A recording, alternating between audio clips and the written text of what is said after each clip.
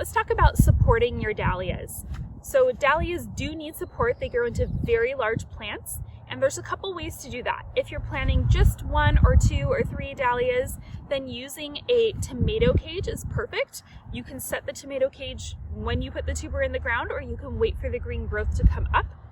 You can also use single bamboo stakes. And if you use that method, it is actually better to do it when you plant them. So you'll lay your tuber into the hole and you'll place the stake right here next to the crown of the tuber.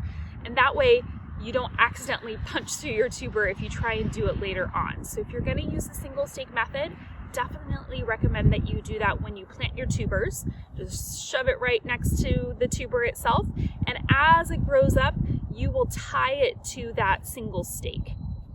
The way that I do it in my field with hundreds of tubers at a time in rows is the corral method. So I'll use T-posts every 8 to 10 feet and wrap baling twine around the beds. This gives them just enough support so that when the wind comes, they're bumping into that baling twine and it's holding those plants together and not letting them fall over. But it is a lot of work to get those T-posts and the baling twine set up. But even if you have just one raised bed, you might consider doing it that way rather than single stakes. It's up to you and the resources that you have. Some varieties of dahlias are shorter and more compact and they don't need staking, and some are really tall, going even 5, 6, 7, 8 feet tall, and they will absolutely fall over in a high wind because they're heavy, water-laden, thirsty plants.